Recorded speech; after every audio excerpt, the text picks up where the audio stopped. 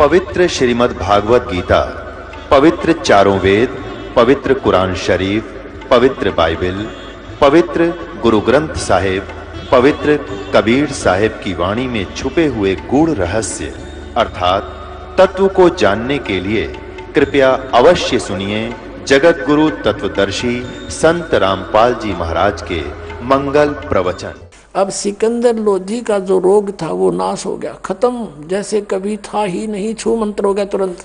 खड़ा नहीं हुआ सिकंदर लोधी, वीरदेव सिंह खड़ा हो गया और चरण पकड़कर रो रहा है बैठकर और कह रहा परवरदिगार मुझे क्षमा कर दो, अपराधी व्यक्ति हूं मैं। क्योंकि भगवान परमात्मा के सामने, संत के सामने ये मन भाग जाता है, ये बड़ा नालायक है। आत्मा फिर आत्मा ही है, आत्मा रो रही है बैठकर, मुझे क्षमा कर दो महाराज, मुझे क्षमा कर दो, अपराधी हूं। परमात्मा ने कहा बेटा माफ कर दिया, कि नहीं हो सकता मैं माफ, क्षमा नहीं हो सकती, मेरी इतना अपराध है, मैंने ऐसी गलती की। रो रहा है और बता रहा है। परमात्मा ने कहा बोल बेटा क्या दुख है तेरा, क्या गलती बन गई, सब माफ कर दूंगा, सब क्षमा है मेरी ओर से कि मैंने ऐसे ऐसे जुल्म कर दिया। सब कहानी बता दी रोते रोते कि मैं दुखी था, सब जगह जंतर मंत्र मैंने करा लिए, सब औषधि ले ली, कोई राहत नहीं मिली। आपकी कृपा से, आपके आशीर्वाद से ये दास स्वस्थ हो गया। हे भगवान अब मैंने एक अपराध कर दिया, अब मुझे डर लग रहा कि आप मुझे बद्दुआ दोगे, मुझे श्राप दोगे, मैं फिर गल जाऊंगा, मुझे क्षमा कर दो। और मैंने ऐसे आपके आश्रम में आपके इंतजार के लिए प्रवेश चाहा था, लेकिन स्वामी जी ने मुझे अभद्र तरीके से डील किया, जिस कारण से मैंने उनकी हत्या कर दी, मुझे माफ कर दो। परमात्मा बोले सिकंदर लोधी तेरा दोष नहीं है, मुझे मालूम था कि इनकी मृत्यु आपसे होनी है और वो हो गया, अब इसमें किस झगड़े की बात रहेगी। आपके हाथ से इसकी मृत्यु लिखी हुई थी और चलो उठो। क्योंकि उन्होंने तो देखे थे ड्रामे में सिकंदर लोधी ने कि थोड़ी सी बात पर कोई ये शेख तक ये बॉर्डर करवा दे, हिंदू मुसलमानों ने मरवा के कटवा दे। यदि से जालमों से पाला पड़ा था, जिनको संत महात्मा मान रहा था वो, और वो संत जिसके गुरु जी का शीश काट दिया, फिर भी इन्होंने कहा कोई बात नहीं, ये तो आपसे हाथों से ही होना था, इसका इसमें क्या चिंता का विषय है, आ जाओ। मत जाना राजन, अंतिम संस्कार करा के जाना, नहीं तो लोग आपको बहुत धिक्कारेंगे। अब राजा पीछे पीछे, कबीर साहब आगे आगे, दोनों नरेश अंदर गए। कबीर जी जब अंदर पहुंचे आश्रम में, 5-7 भगत थे, रो रहे हैं और कबीर जी को देखते ही कि ऐसे ऐसे सिकंदर लोधी ने जुल्म कर दिया, अपने गुरुदेव का शीश पकड़ कोई बात की आके काट दिया।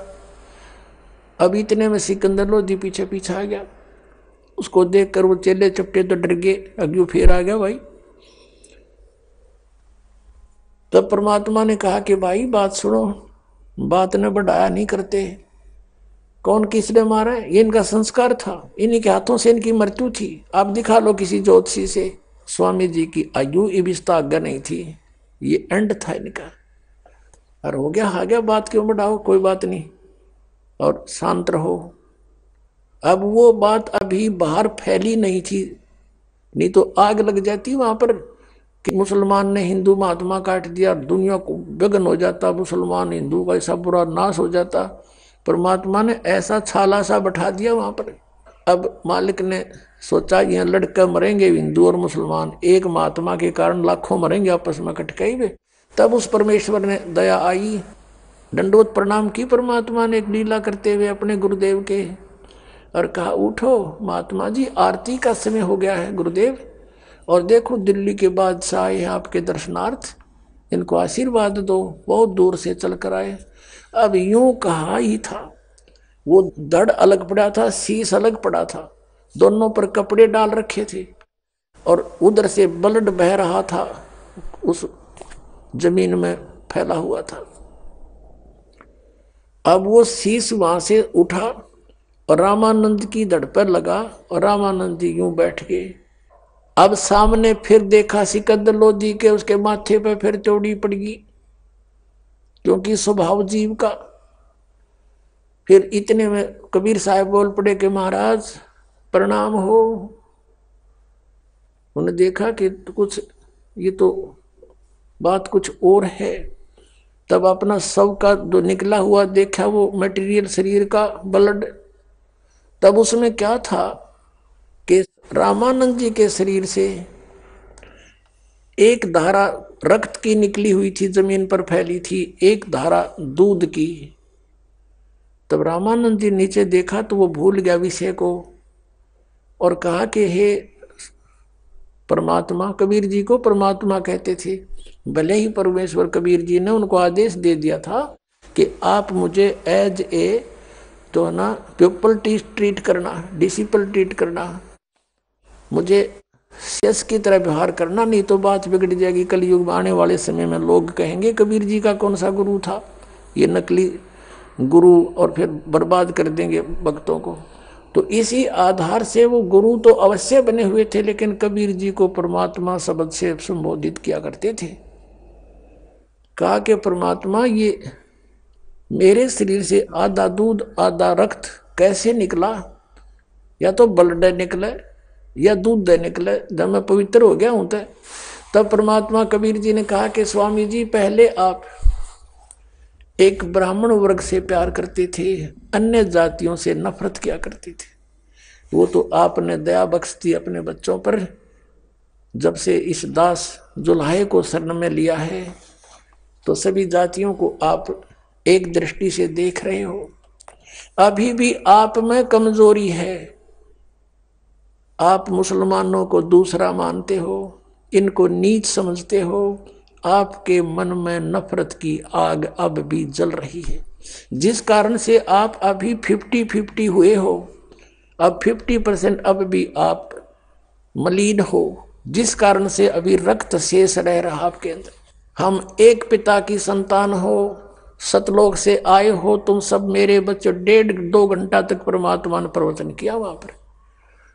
रामानंद खड़े हुए, 150 वर्ष के हो गए थे लगभग रामानंद जी, उसमें मतलब अच्छी आयु होगी थी, और खड़े हुए, खड़े होकर के और सिकंदर लोधी को सीने से लगा लिया कि बेटा माफ करना, आज मेरी बुद्धि साफ होगी। मैं दुष्ट आत्मा था, मैं सचमुच मुसलमानों से नफरत करता था।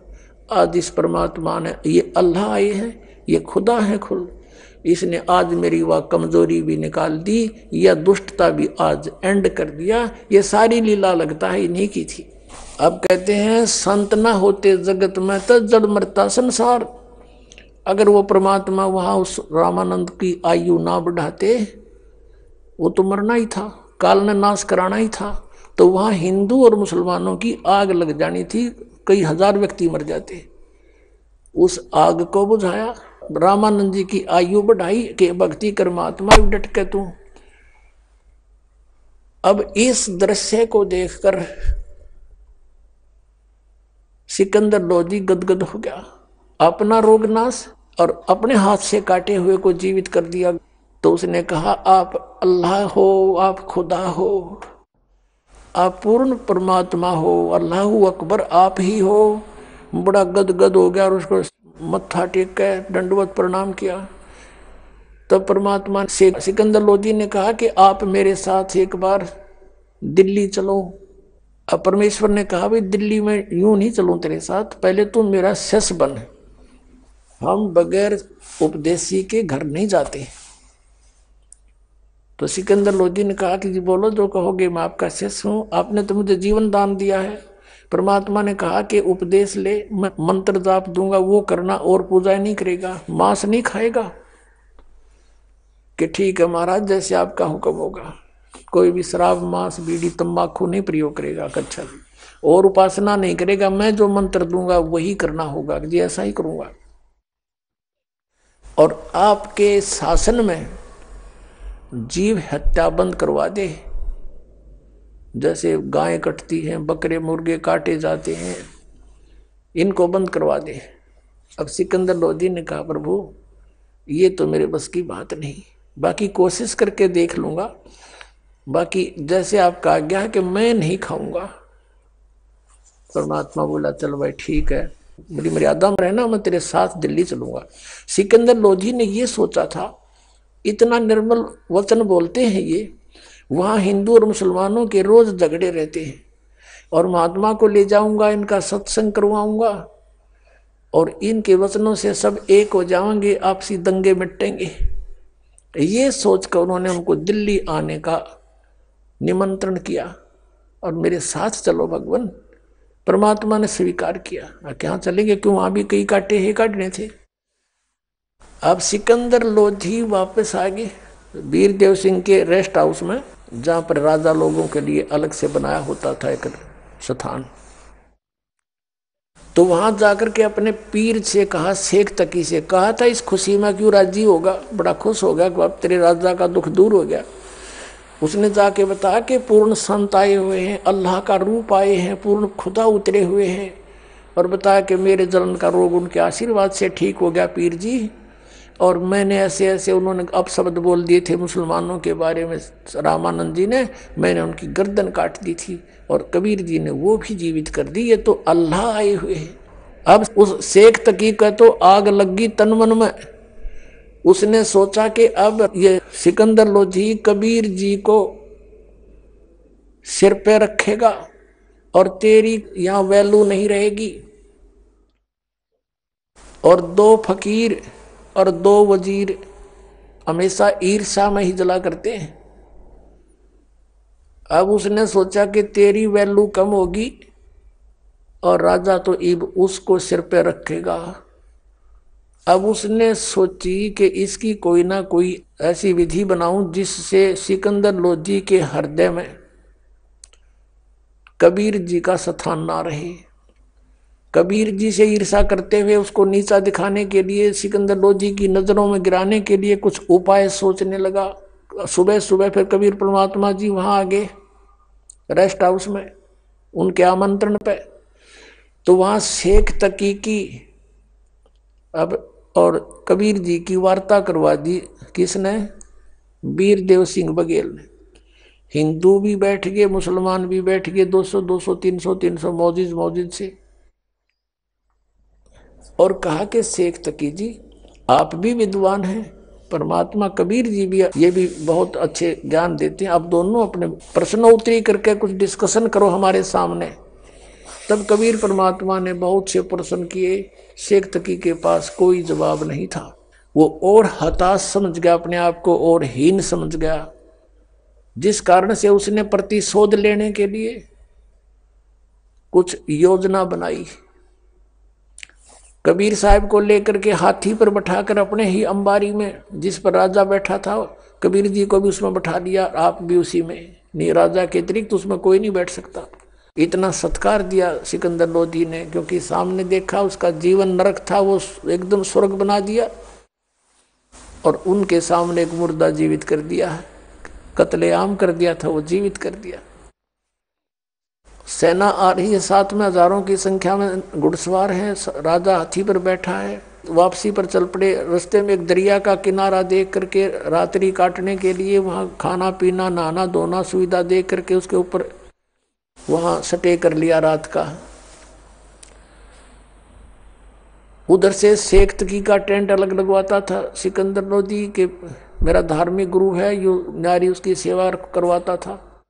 अपना टेंट अलग लगता था राजा का। उसी टेंट में कबीर जी को रखा अपने आले में, एक विशेष श्रद्धा से, क्योंकि देखो पुण्यात्मा, ये आत्मा कृतघनी नहीं है, यो मन कृतघनी है। इतना सुख दे दिया उस आदमी को, सिर पर धरे, नहीं तो और के धरे फिर इंसान, उसके अपने साथ रखे। तो सुबह सुबह प्रणाम करने गया सिकंदर लोधी, किसको? शेख तकी, अपने धार्मिक गुरु को। शेख तकी ने मुंह फेर लिया, मरोड़ी खा गया। अब जान गया कि जब ऐसे नखरे करता कुछ ना कुछ इसने बुराई सूझ रही है, ये कोई न कोई पंगा पावेगा तेरे जी ने। उसने पूछा, महाराज क्या बात होगी, मुझसे कोई गलती बन गई? सिकंदर लोधी ने कहा शेख तकी से। वो कहता है कि मेरी क्या आवश्यकता है तुझे? शेख तकी बोला, तुझे तो मिल गया ना गुरु, बना ले उसी को। तू उसको अल्लाह कहता है, तू उसको खुदा कहता है, ठीक है, मैं जाता हूँ मुसलमानों को बताऊंगा कि ये अल्लाह बताता है। हजरत मोहम्मद तो कहते हैं अल्लाह निराकार है, वो कभी मनुष्य शरीर में आता ही नहीं, उसको खुदा कहता है। अब चल देखते हैं वहां क्या होता है। अब सिकंदर लोधी समझ गया यू नाश करावेगा, जाते आग लगावेगा, सब मुसलमान मेरे विरोधी हो जाएंगे, मेरा राज जाएगा। वापस आ गया बहुत एकदम मायूस सा होकर के, कहा तो खुशी थी, चेहरा खिला हुआ था, फिर एकदम टेंशन में। अब कबीर परमेश्वर ने पूछा, वो तो अंतर्यामी थे, सारी जाने थे के ड्रामा होगा इसके जी ने। परमात्मा कबीर जी ने पूछा, राजन कोई राजकाज की कोई बुरी खबर सुन ली क्या? कुछ आपका चेहरा उतरा हुआ है। अब वो कहने लगे, सिकंदर लोधी ने कहा, भगवान आपके रहते इस दास का क्या बिगड़ सकता है, लेकिन ये मन कुछ ऐसा ही सोच लेता है, ये मेरा धार्मिक पीर है ना, ये मेरे सिर का दर्द है। फिर वो शेख सकी ने क्या कहा कि यदि तू इसको अल्लाह मानता है तो हमारे हजरत मोहम्मद जी ने मरी हुई गऊ को जीवित कर दिया था और एक बकरे को जीवित कर दिया था ऐसे सिद्धि से मारकर। अगर तू मानता ये अल्लाह है कबीर, तो मेरे सामने जीवित करवा के देखा किसी मुर्दे को, तब मैं तेरी गवाही दूंगा कि सचमुच ये अल्लाह आया हुआ है। क्योंकि मैं तेरे साथ वहां नहीं गया था रामानंद के आश्रम में, मुझे क्या पता वो जीवित हुआ है कि नहीं हुआ है। ये कंडीशन रख दी थी। तो सिकंदर लोधी बताने लगे कबीर परमेश्वर जी से कि भगवान ये मेरे सिर का दर्द है, ये पीर है, और अब इसने ऐसे ऐसे कंडीशन रख दिया कि मेरे सामने कोई मुर्दा जीवित करे कबीर साहब तो मैं मानूं, और नहीं तो जाकर मुसलमानों को कह दूंगा कि राजा काफिर हो गया, हिंदू को गुरु बना लिया। और भगवान ये जाते करेगा इस काम को और सभी मेरे विरोधी हो जाएंगे और मेरा राज खत्म होगा। पुण्यात्माओं, ये वो समर्थ परमात्मा है, जब आप इसकी शरण में आओगे जो पता लगेगा। ये टेंशन नहीं रहने देता अपने भगत की, बहुत जल्दी दूर करता है। तभी परमेश्वर ने कहा कि आप चिंता मत करो और कहो शेख तकी को कोई मुर्दा खोज लावे। अब सिकंदर लोधी जी को तो पता था कि तो परमात्मा ही कर देंगे काम। गया जल्दी से कि हे शेख तकी, वो कह रहे हैं कबीर जी कि आप कोई मुर्दा लाओ खोज कर आपके सामने, अभी करते हैं। तो शेख तकी कहता मैं कहां से लाऊं मुर्दा, कभी होगा जब देखेंगे, अभी थोड़ा ही है। अब सिकंदर लोधी फिर टेंशन में, अगर न्यू का न्यू यू वहां पहुंच गया तो जाते आग लगा देगा। इतने में क्या हुआ, सभी कोई नहा रहा था, कोई धो रहा था, कोई घूम रहे थे। राजा लोग नहा धोकर बाहर निकले तो बाहर क्या देखते हैं कि एक 13 वर्ष की आयु का लड़का, और उसको उनके कबीले वालों ने अंतिम संस्कार करके जल प्रवाह कर दिया था। जैसे 4 प्रकार से दाग होते हैं, अंतिम संस्कार 4 प्रकार से करते हैं। हिंदू सभा करते हैं, ये अंतिम संस्कार लकड़ियों में जला देते हैं मुर्दे को, और मुसलमान जमीन में गाड़ देते हैं कब्र में। और कुछ ऐसे कबीले हैं जो आकाश में एक स्थान बना देते हैं, जैसे ऊंचा सा एक टावर सा बना के, और उसके ऊपर उस मुर्दे को वहां रख देते हैं तो उस पक्षी खा लेते हैं। वो उनका यही मानना है कि पक्षी इस मांस को खाएंगे, दुआ देंगे, और हड्डी जब रह जाती सूख जाती है उनको मिट्टी में या जल प्रवाह कर देते हैं।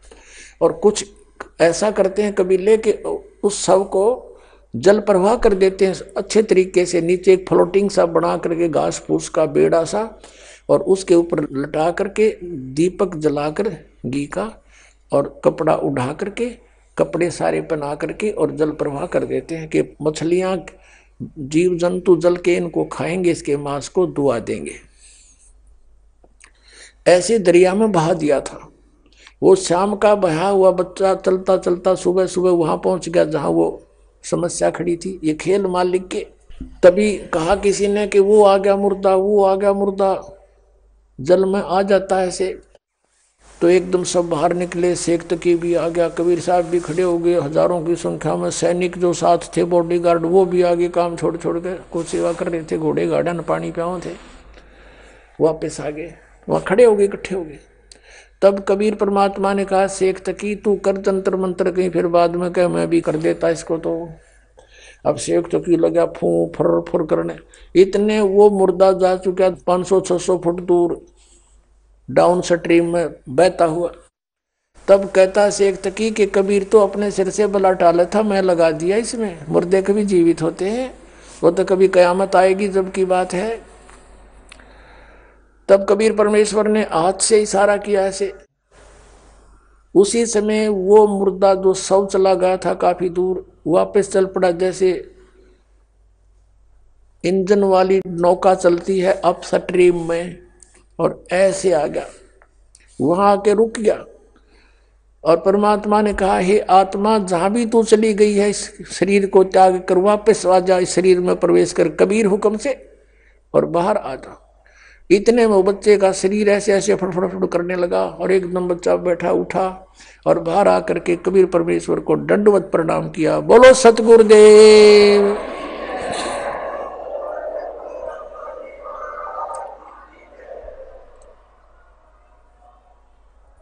अब सभी उपस्थित जनों ने क्या कहा, कमाल कर दिया, कमाल कर दिया, कबीर जी ने कमाल कर दिया।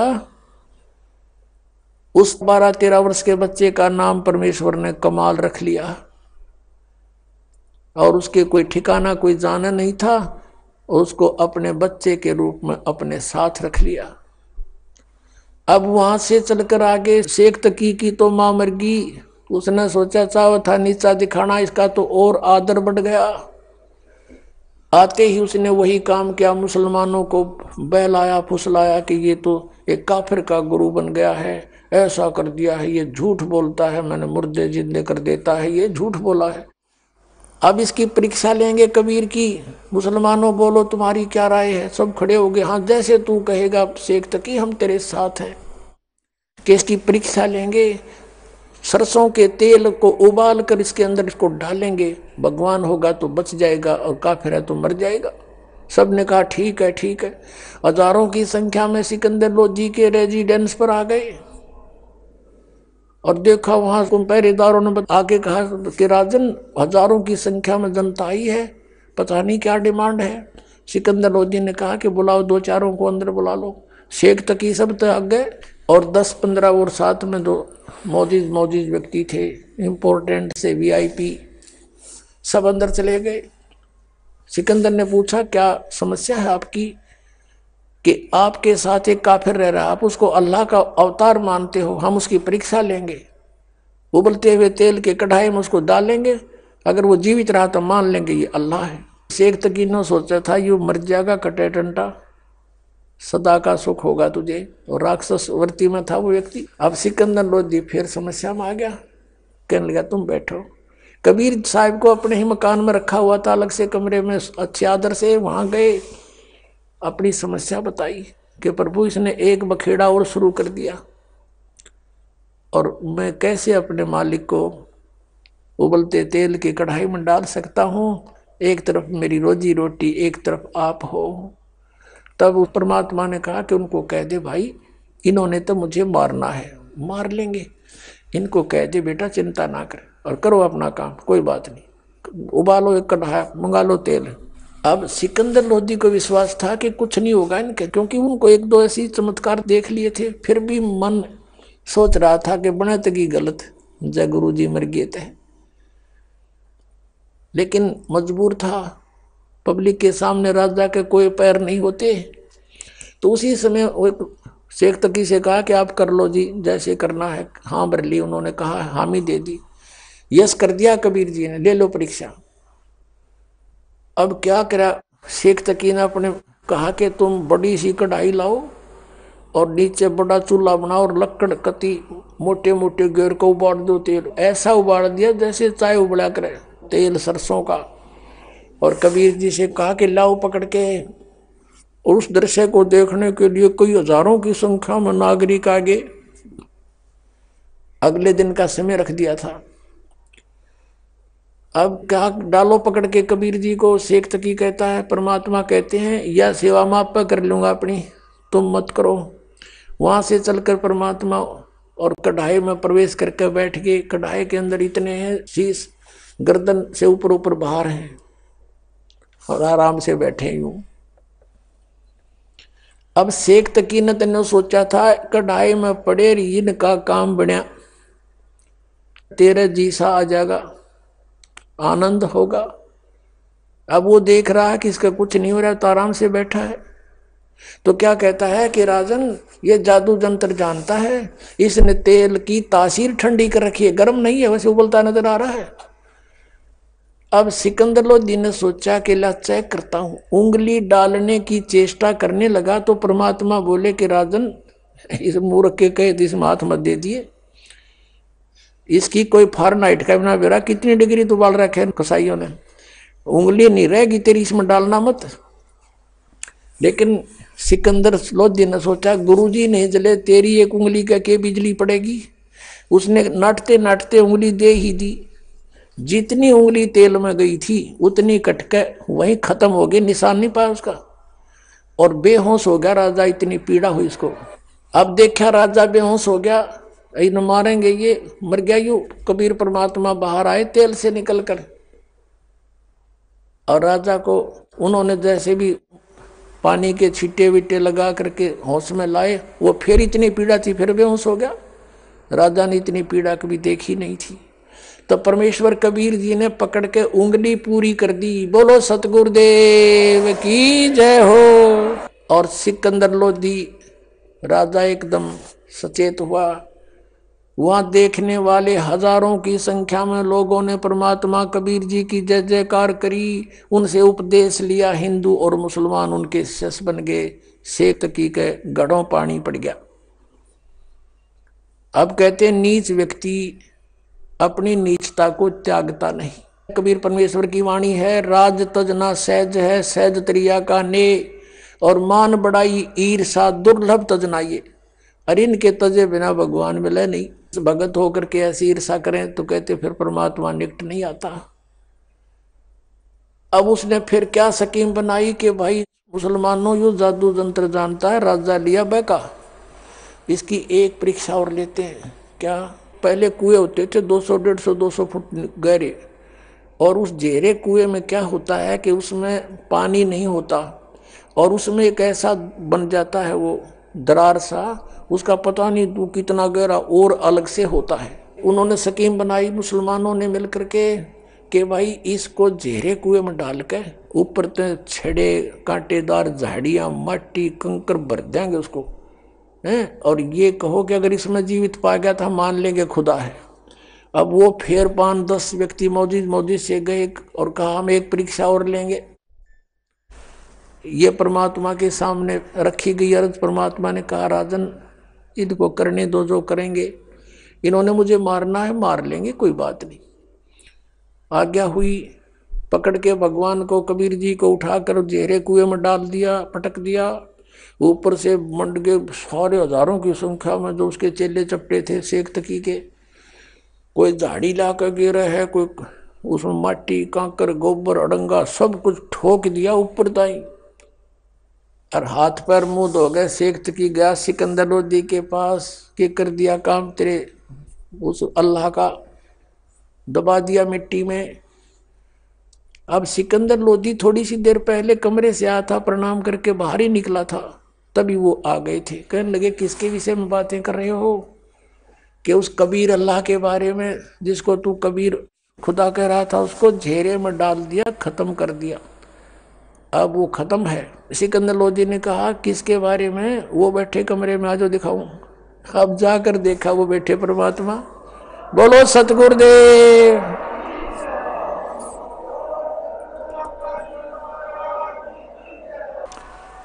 अब पुण्यात्मा शेख तकी नीच व्यक्ति था, इतना देखकर चरणों में शीश रख देना चाहिए था उस नालायक ने कि भगवान के साथ खस रहा है, लेकिन वो प्रभुता ना छूटे थी। कुछ दिनों के बाद कुछ तुरंत ही उसने एक परीक्षा ली। फिर कहा कि देखो भाई मुसलमानों, एक परीक्षा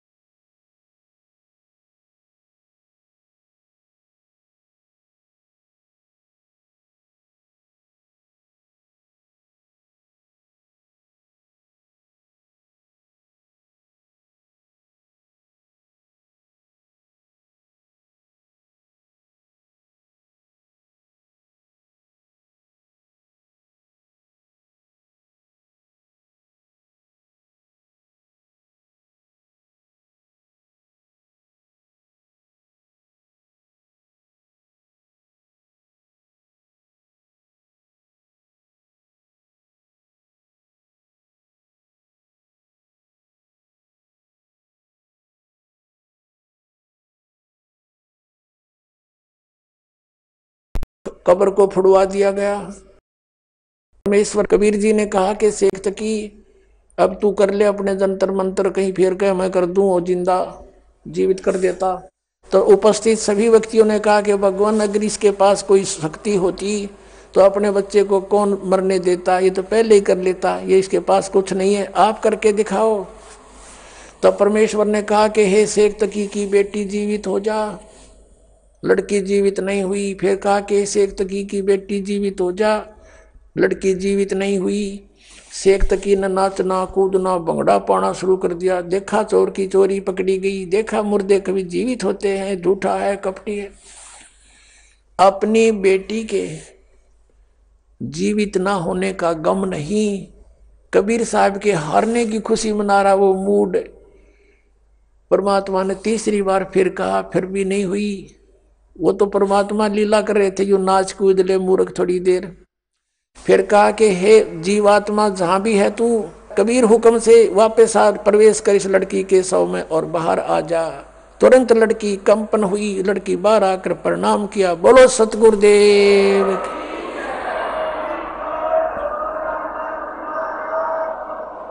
बंदी छोड़ कबीर परमेश्वर जी की जय हो। अब वो शेख तकी दुष्ट नहीं माना। परमात्मा ने कहा जा बेटी जा तेरे पिता के संग में। तो लड़की को चेतना दे दी दाता ने अपने पिछले संस्कारों की और कहा कि ए दुनिया वालों मेरी फरियाद सुनो। 1.5 घंटा प्रवचन 2 घंटा प्रवचन किया उस बेटी ने खड़े होकर के बहुत ऊंची आवाज में सब तक सुनाई दे रही है। कहा कि मैंने भी धोखा खाया था, ये खुद अल्लाह आए हुए हैं। 2 जन्म पहले ये मुझे मिले थे, मैं राबिया रूप में थी। उस समय मैंने इनकी 4 वर्ष भक्ति करी थी, फिर मैंने लोक लाज में छोड़ दी थी। उसके कारण मैं अगले जन्म में एक बांसुरी नाम की लड़की बनी वैश्या, और मैंने मक्के में अपना शीश भी चढ़ा दिया था और सब जगह मेरी वाह वाह हो रही थी। लेकिन अगला जन्म मेरा शेख तकी के घर में लड़की का जन्म हुआ और अब मैं 12 वर्ष की आयु में मेरी मृत्यु हो गई थी। धर्मराज ने कहा था कि इसका भाग्य जीवन नहीं है, इसको डाल दो 84 लाख योनियों। अब परमेश्वर ने जा करके मुझे छुड़वाया वहां से। कबीर ये खुद गए और कहा छोड़ो इस आत्मा को, और वापस मुझे प्रवेश करके शरीर में ये खुद लेकर आए हैं। ये अल्लाह है, खुद कबीर है, परमात्मा है, और पहचान लो इनको। कहते हैं कई हजार व्यक्ति हिंदू और मुसलमान कबीर परमेश्वर के शिष्य बने। बोलो सतगुरुदेव।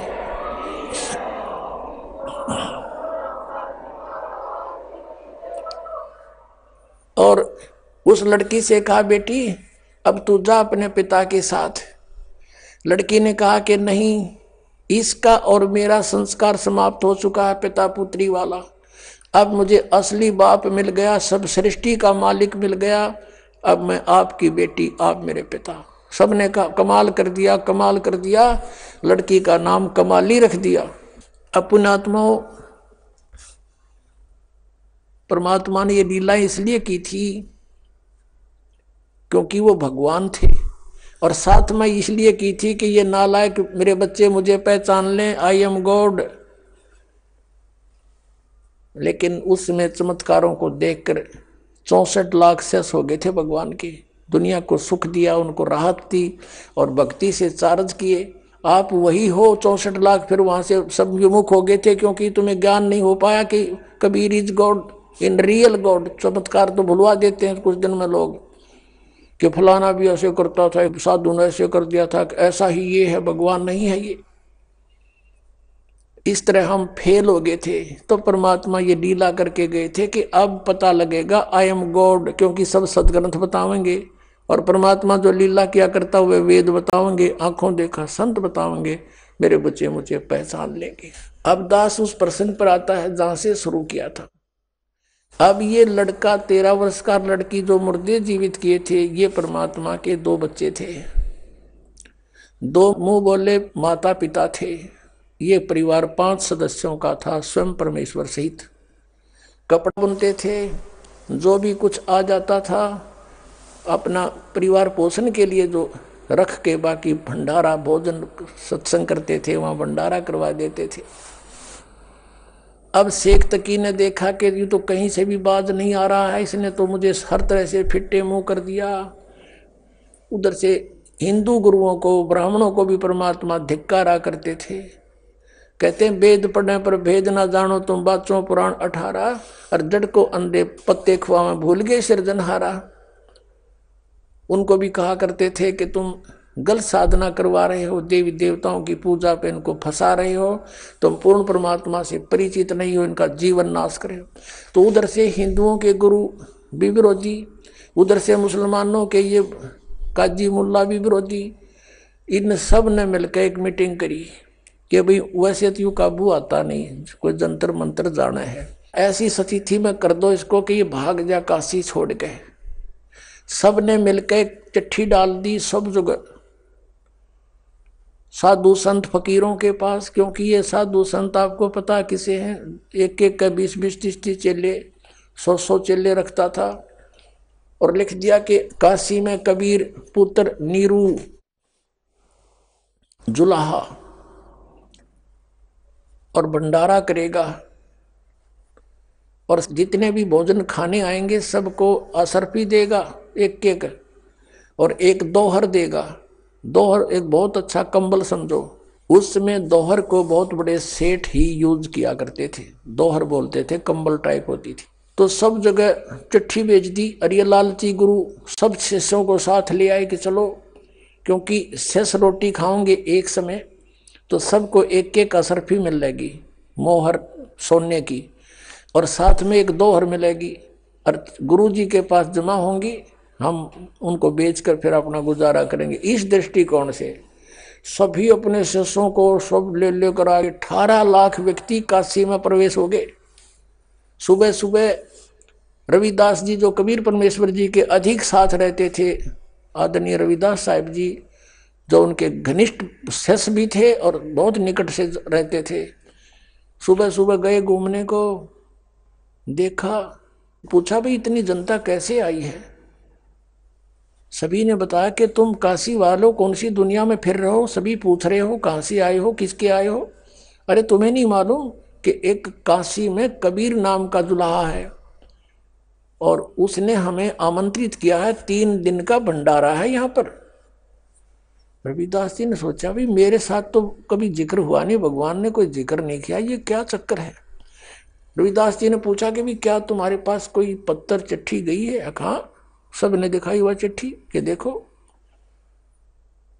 रविदास जी गए थे फ्रेश होने, सुबह सुबह बाहर निकले थे, वापस आगे किसी फ्रेश हो थे कि न तो काम बिगाड़ दिया, झूठी चिट्ठी डाल रखी है। तो आके कहा कि भगवान आज तो काशी छूटेगी अपनी, ये नगर त्यागना पड़ेगा। कबीर परमेश्वर तो अंतर्यामी थे, फिर भी लीला करते थे। क्या हो गया भक्त, क्या हो गया महात्मा, क्या हो गया ऐसा। हे भगवान बाहर देखो, वहाँ 18 लाख व्यक्ति आए हुए हैं, साधु संत सबके पास चिट्ठी है कि कबीर भंडारा करेगा, 3 दिन भंडारा चलेगा और सबको असरफी देगा प्रत्येक डाइट पे। शाम ने खाओगे शाम ना अलग से, सुबह खाओगे सुबह अलग से, और एक एक दोहर देगा। इस कारण से लालच में दुनिया आ गई महाराज। कबीर साहब कहने लगे ऐसे कर रविदास, अंदर से कुंडी ला ले और बैठ जा। अंबार नहीं निकला आज, और भाई रात होने दे, रात के समय मैं निकल जाऊंगा, अपने बच्चों को लेकर बाहर चला जाऊंगा, अपने माता पिता को लेकर के। अब रविदास जी वो बैठ गए कबीर जी, और कहा माला ले हाथ में, कराएंगे अर्ज धनी से, सुनेगा अपनी भी, आपत्ति न टालेंगे वही। अब उधर से परमात्मा ने दूसरा रूप बनाया, वहां तो रविदास जी के पास कुटिया में बैठे, पहुंच गए सतलोक में, और पहले ही टेलीफोन कर दिया था कि तैयार करो, ये तो नकली लोक है, यहाँ पर तो इतने व्यक्तियों का आसपास के 20 शहरों से लिया तो भी पूरा ना पट्टे। सतलोक में गए परमात्मा अपने सचखंड में, और वहाँ फोन कर दिया था कि मैं आ रहा हूँ तैयार करो।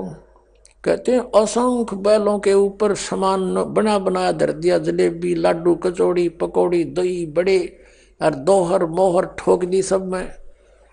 और वहीं से परमात्मा ने उन्हीं हंसों के बैल बनाए और उन्हीं से साथ में बंजारे बनाए। एक केशव नाम बंजारा रूप में बनकर अपना केशव नाम रखा परमेश्वर ने। और बंजारे होते थे पहले व्यापारी लोग, क्या करते थे बैलों के ऊपर, जैसे गधे को थैला डालते हैं बोरा, ऐसे थैला रख करके ट्रांसपोर्ट करा करते थे माल को। बेचने जाते थे किसी मंडी से लेकर दूसरी मंडी में, सड़कें थी नहीं, जंगलों से गुजरना होता था, सिंगल से बैल आगे पीछे एक दूसरे के लेकर और जाते। उनको बंजारा बिजनेसमैन कहा करते थे, बंजारा। तो ऐसे 9 लाख बैलों के ऊपर सामान भर लिया और साथ में कुछ सतलोक से आत्मा आई थी, वो बंजारे यानी उनके सेवादार रूप में आ गए हंस। अब वो बैल जब चल रहे थे और वो बंजारे साथ में चल रहे थे, केसो भी चल रहा था, तो वो जमीन से 6 इंच ऊपर कदम रख रहे थे, जमीन पर नहीं रख रहे थे।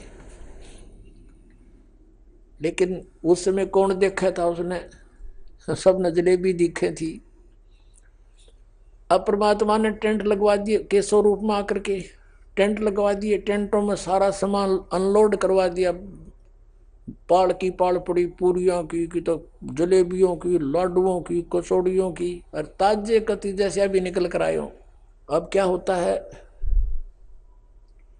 एक चिट्ठी उन्होंने शेख तकी के कहने से सिकंदर लोधी को भी भेज दी थी कि कबीर जी भंडारा कर रहे हैं, आप मेरे शिष्य हो, आप अवश्य आइयो, हम भंडारा कर रहे हैं। शेख तकी से कहा सिकंदर लोधी ने कि ऐसे ऐसे कबीर जी कोई भंडारा कर रहे हैं, मुझे निमंत्रण मिला है। शेख तकी कहता मुझे भी मिला है, मैं भी चलूंगा। कहो चलो चलते आगे। अब शेख तकी ने सोचा था वो भाग गया होगा, कबीर तो छोड़ गया काशी को, और लोग उसको गाली दे रहे होंगे, झूठा था, कपटी था, चिट्ठी डाल दिया, पाया नहीं। अब शेख तकी और सिकंदर लोधी ने आकर देखा, वो देखो भंडारा सरोवर है और खाम और जय जयकार करें, बस जय हो कबीर जी की, जय हो कबीर जी की। ऐसा भोजन कभी देखा ना सुना, और सब अपना गुणगान कर रहे हैं। शेख तकी तो कलेजा पकड़ कर बैठ गया एक तरफ, अकियो तो यहाँ भी रोक काट दिया इसने, यहाँ भी ढूंढा ठा रखा, भंडारा चल रहा है, ये लाया कहाँ से। सिकंदर लोधी ने पूछा भी ये कौन कर रहा है, कि कबीर जी हैं काशी के बड़े सेठ, खाने वाले ने सेठ है दिखे तो भी इतना कुछ करा दिया।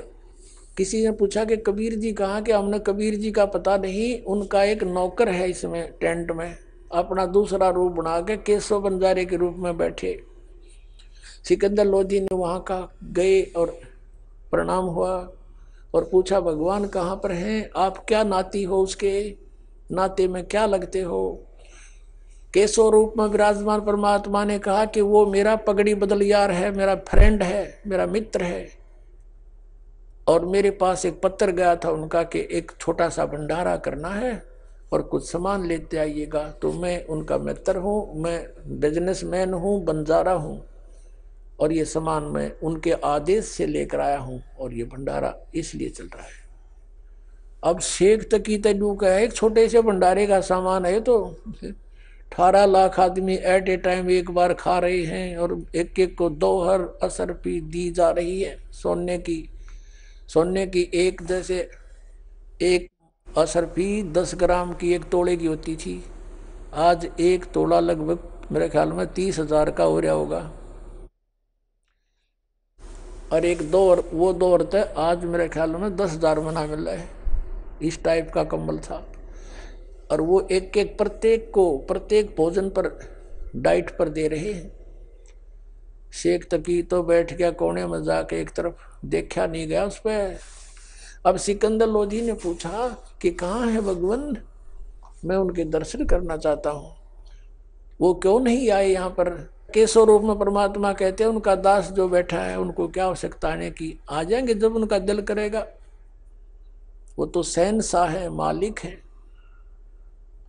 अब सिकंदर लोधी पर रुका नहीं गया, घर का पता करके वहीं पहुंच गए कुटिया पे, और जाके दरवाजा खटखटाया। अब रविदास जी कहने लगे भगवान लगता है इन्होंने ढूंढ लिया आपा, और ये आगे दरवाजा खटखटा दिया। कबीर जी बोले बोला मत, दरवाजा मत खोलना, चले जाएंगे गाली गुली देकर।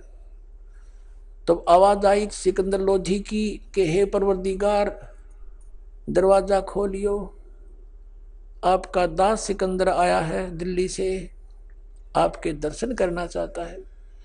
तब परमात्मा ने अंदर से कहा कि राजन मैं बाहर नहीं निकलूंगा, इन्होंने हद पार कर दी है मुझ गरीब के साथ, इन्होंने बहुत जुल्म कर दिया है, मेरे पास तो शाम का आटा मुश्किल से होता है, परिवार का कपड़ा बुनकर अपने परिवार की सुध रखता हूँ, और मेरे सामने इन्होंने ऐसी आपत पैदा कर दी है। भगवान, मैं रात को यहाँ से निकल जाऊंगा छोड़कर इस नगरी को।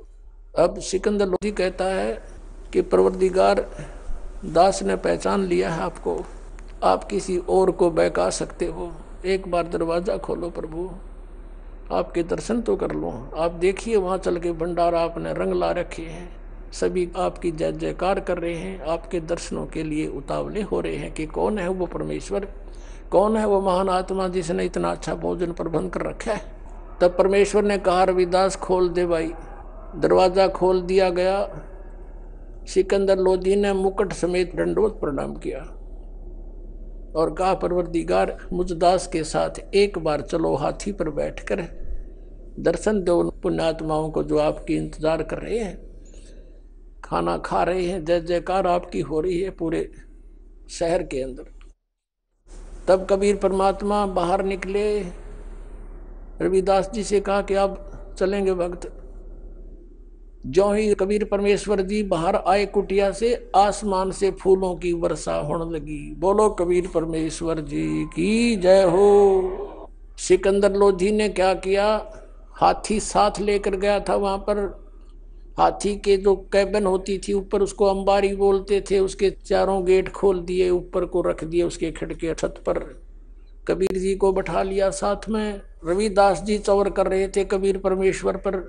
जब बाहर निकले, सिकंदर लोधी ने कहा कि भक्त, हे महात्मा जी, आप तो रोज सेवा करते हो मालिक की, मुझे सेवा दे दो। चंवर ले लिया, परमात्मा को आगे बैठा लिया, रविदास जी भी साथ बैठा लिए, और हाथी पर बैठकर सिकंदर लोधी उस मालिक पर चंवर करता हुआ उस भंडारे में प्रवेश कर जाते हैं। और कोई पूछता है कि कबीर कौन सा इनमें, कि जिस पे ये सिकंदर लोधी चंवर कर रहा है, ये है वो कबीर जी। सारी जनता वाले नागरिक भी सब जानते ही थे, तो सब ने जय जयकार की। पूरे भंडारे में घूमकर फिर वहां से केशव रूप में परमात्मा जिस टेंट में बैठे थे, वहां से एक सेवक भेजा कि प्रभु को कहो यहाँ आ जाए, दर्शन दे हमारे को। आइए अब हम उन श्रद्धालुओं के अनुभव जानते हैं जो जगत गुरु तत्वदर्शी संत रामपाल जी महाराज जी से दीक्षा प्राप्त कर चुके हैं तथा उनके द्वारा बताए गए भक्ति मार्ग पर चल रहे हैं। जी नमस्कार। नमस्कार जी। क्या नाम है आपका? मेरा नाम मनप्रीत कौर है। मनप्रीत जी, कहाँ से आए आप? मैं विलेज राज्यवाल, डिस्ट्रिक्ट लुधियाना और पंजाब से हूँ। आपकी क्वालिफिकेशन क्या है? मेरी क्वालिफिकेशन MA इकोनॉमिक्स में किया हुआ है मैंने, और मैं टीचिंग प्रोफेशन से हूँ। संत रामपाल जी महाराज जी से नाम दीक्षा लेने से पहले आप क्या भक्ति साधना करते थे? मैं सिखिज्म और हिंदुइज्म दोनों को फॉलो करती थी। देवी देवताओं की पूजा करना, जैसे कि जपजी साहब का पाठ करना, सुखनी साहब का पाठ करना, ऐसे करती थी। क्या पहले भी आपने कोई गुरु बना रखा था? कोई गुरु नहीं था मेरा, मैं ऐसे ही पूजाएं करती थी बस।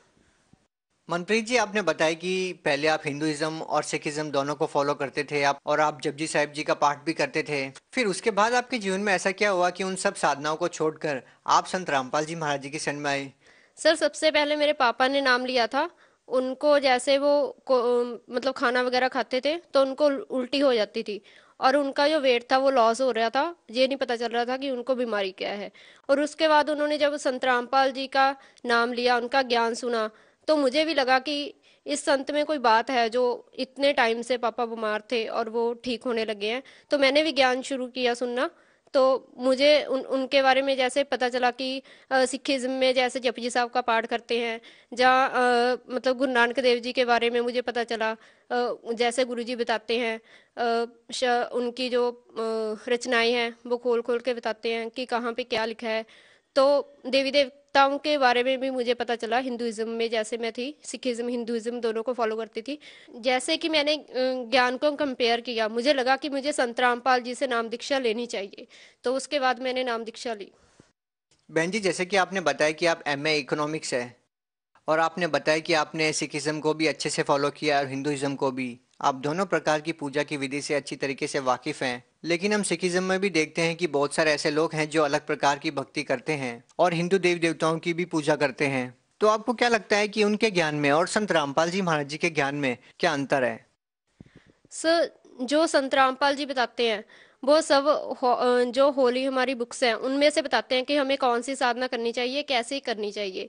लेकिन जो और गुरु हैं वो हर तरह की जैसे पूजाओं पे लगा देते हैं, लेकिन जो संत रामपाल जी हैं वो उन देवी देवताओं के ओरिजिनल मंत्र और उनकी पूजा के बारे में बताते हैं। जिस मार्ग पे चल के नानक साहब जी ने अपना मोक्ष पाया, तो वही वो मार्ग बताते हैं। बहन जी, जैसे कि आपने बताया कि संत रामपाल जी महाराज जी सदग्रंथों के आधार पे ज्ञान बताते हैं, लेकिन संत रामपाल जी महाराज जी के बारे में ये कहा जाता है कि वो शास्त्रों के ज्ञान को तोड़ मरोड़ के पेश करते हैं। इसके बारे में आप क्या कहेंगे? सर वो तोड़ मरोड़ के नहीं बताते हैं, हम एजुकेटेड है, ठीक है, हम इस चीज को मैच कर सकते हैं, हमारे जो सदग्रंथ है उनके साथ मैच कर सकते हैं, ठीक है। आज के दिन कोई भी हमें उल्लू नहीं बना सकता, क्योंकि हम एजुकेटेड है, पढ़े लिखे हैं। अगर किसी को ये चीज लगती है, वो भी संत रामपाल जी महाराज जो भी बताते हैं अपनी तरफ से बताते हैं, तो सदग्रंथों को खोलो और उसके साथ मैच करो। देखिए, ज्ञान की जो बातें हैं वो तो लोगों को सत्संग सुनने से पता चल जाएगा। हम आपसे ये जानना चाहेंगे कि संत रामपाल जी महाराज जी से नाम दीक्षा लेने के बाद आपको क्या क्या लाभ हुए?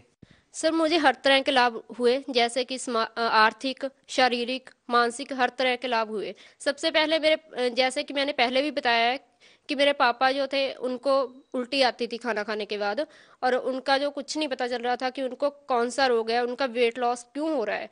जब वो संत रामपाल जी महाराज की शरण में गए, उन्होंने सत्संग सुना और उनसे नाम दीक्षा ली, तो उस दिन उन्होंने हमें फोन किया और कहा कि बेटा मैंने 3 फुलके खाए हैं आज, और मैंने आज पेट भर के खाना खाया है, आज मैं बिल्कुल ठीक हूँ। और हमें इतनी खुशी हुई, हमें मतलब कि उसी टाइम लगा था कि संत रामपाल जी महाराज में कोई तो बात है। 2013 में उन्होंने नाम दीक्षा ली थी, और सबसे पहला लाभ हमें जे मिला, क्योंकि किसी भी बच्चे की, किसी भी उनके जो माँ बाप है वो एक इम्पोर्टेंट रोल मतलब कि रखते हैं, जैसे कि उनकी जो जगह है। तो जब हमने पापा के बारे में ऐसे सुना, तो हमें भी एक आशा की किरण दिखाई दी कि शायद वो अब ठीक हो जाएंगे। ये था मेरे पापा का लाभ। और दूसरी बार हमारे घर में ना मतलब कि जैसे मेरे परदादा थे, वो गद्दी लगाते थे पीर की, तो वो जो चीजें थी हमें तंग कर रही थी, वो आगे गद्दी मांग रही थी, तो उन्होंने अब जो है हमें मतलब कि तंग करना बंद कर दिया था। जैसे कि मुझे बचपन से ही, जब से मैंने होश वाला है, मुझे रात को मतलब कि 11-12 बजे चीखें आती थी, तो वो जब से मैंने संत रामपाल जी से नाम दीक्षा ली है बिल्कुल बंद हो गई है। तो आज तक मुझे वो प्रॉब्लम नहीं है, अब मैं बिल्कुल जैसे अपने आप को सुरक्षित मतलब कि महसूस करती हूँ उस चीज से। और उसके बाद जो लाभ था कि जैसे कि लास्ट ईयर मेरी बहन का एक्सीडेंट हुआ था, बहुत जबरदस्त एक्सीडेंट था, और उसमें सभी बोल रहे थे कि उसकी जान चली जाएगी, क्योंकि बहुत जबरदस्त टक्कर थी वो। उसमें मेरा कजन भी था और मेरा भाई भी था और मेरी बहन भी थी, लेकिन मेरे कजन और भाई को तो बिल्कुल खरोंच नहीं आई, लेकिन मेरी बहन के जो सिर में और उसकी एड़ी में थोड़े सा मतलब कि टांके लगे थे। लेकिन जब उसकी रिपोर्ट्स करवाई, सभी बोल रहे थे कि इसकी रिपोर्ट्स नॉर्मल नहीं आएगी, जो सर पे उसके चोट लगी थी क्योंकि काफ़ी थी।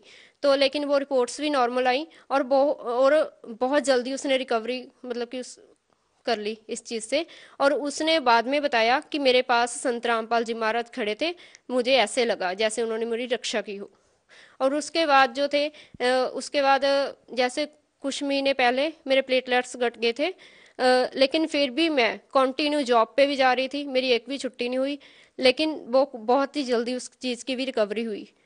और मेरी दादी के भी प्लेटलेट्स घट गए थे, उनके सिर्फ 25,000 रह गए थे, उनकी भी रिकवरी इतनी जल्दी हुई। डॉक्टर बोल रहा था कि ये बचेंगी नहीं, मैं तो जवाब दे रहा हूँ, इसको आगे रेफर कर रहा हूँ, लेकिन फिर भी कोशिश की। मतलब कि उनका विश्वास इतना था संत रामपाल जी पे कि उन्होंने कहा कि नहीं, मैंने आगे नहीं जाना, अगर परमात्मा ने ठीक करना होगा तो यहीं पे कर देंगी। लेकिन जब हमने रिपोर्ट्स करवाई दूसरे दिन, तो उनके प्लेटलेट्स मतलब कि इंक्रीज होने शुरू हो गए थे अपने आप ही। देखो जी, ये तो रही आपके शारीरिक लाभ की बात। पहले आप आध्यात्मिक लाभ की बात कर रहे थे, तो हम आपसे ये जानना चाहेंगे कि आपको आध्यात्मिक लाभ क्या मिला? सर जैसे कि आपने आध्यात्मिक लाभ की बात की, तो बचपन से ही मेरा ये मतलब मेन ऑब्जेक्टिव था कि मैंने मोक्ष मार्ग को अपनाना है। तो जब संत रामपाल जी महाराज का मैंने सत्संग सुना, उनका ज्ञान मुझे समझ में आया, तो मुझे लगा कि यहाँ पे मुझे पूर्ण मोक्ष की मतलब कि जैसे एक आशा दिखाई दी। और बचपन से ही मैं ना डायरी पे या किसी भी नोटबुक के मतलब कि स्टार्टिंग पेज पे लिखा करती थी कि गॉड इज वन। लेकिन मेरे मन में हमेशा ये क्वेश्चन रहता था कि अगर परमात्मा एक है तो वो एक है कौन, क्योंकि मैं सिखिज्म और हिंदुइज्म दोनों को फॉलो करती थी, तो मैं कभी सोचती थी कि कोई जैसे देवी देवते के बारे में सोच लेना कि वो एक वन है जो मतलब कि गॉड है, या फिर हिंदू जैसे कि सिखिज्म में है गुरु नानक देव जी या गुरु गोविंद सिंह जी या कोई, मैं उनके बारे में सोचती थी कि इनमें से कोई एक है परमात्मा। लेकिन जब संत रामपाल जी की शरण में मैं आई, मुझे पता लगा कि एक परमात्मा कौन है जिसकी हमें भक्ति करनी चाहिए। सबसे बड़ा ये मुझे लाभ हुआ कि मुझे मोक्ष मार्ग मिला। सर जैसे कि 2 साल पहले अभी मुझे मतलब कि 1 हफ्ता पहले ही लगने लगा था कि जैसे मेरी डेथ हो जाएगी, और बिल्कुल ही मेरी सांस भी जो रुकने लगी थी, मुझे लगता था कि अब मेरी सांसें बंद होगी।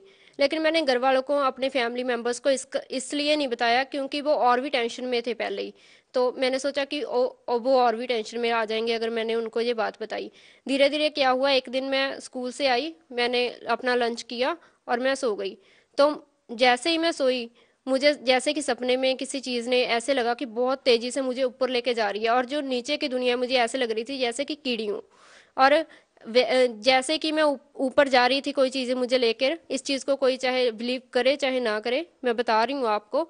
और संत रामपाल जी महाराज मेरे बेड के पास आके खड़े हुए और उन्होंने कहा कि जे मेरा शिष्य है, जे मेरा बच्चा है, आप इसको नहीं ले जा सकते।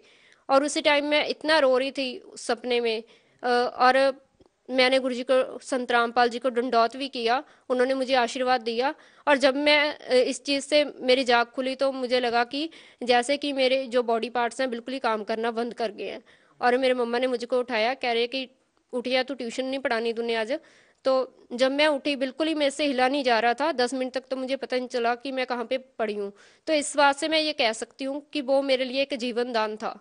क्योंकि बहन जी, आपने बताया कि संत रामपाल जी महाराज से नाम दीक्षा लेने के बाद आपको बहुत सारे लाभ मिले, लेकिन देखिए अब संत रामपाल जी महाराज जी जेल में हैं और हिसार कोर्ट द्वारा उनको उम्र कैद की सजा मिली है। आप इस बारे में क्या कहना चाहेंगे? सर जैसे कि आपने बोला है कि संत रामपाल जी को उम्र कैद हो चुकी है, मैं आपको इस कैमरे के सामने ये बता देती हूँ कि हमें सिस्टम से तो अब कोई उम्मीद है नहीं, क्योंकि उन्होंने तो जो करना था वो कर लिया।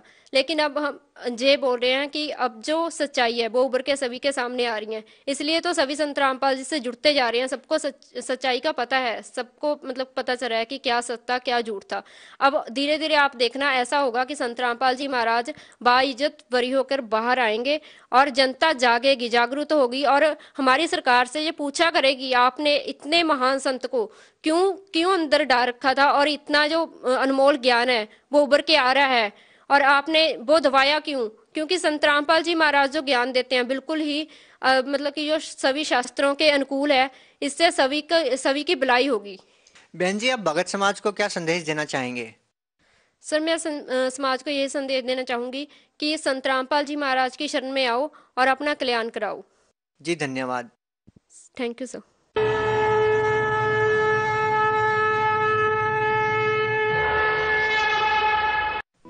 आप सुन रहे थे जगत गुरु तत्वदर्शी संत रामपाल जी महाराज के मंगल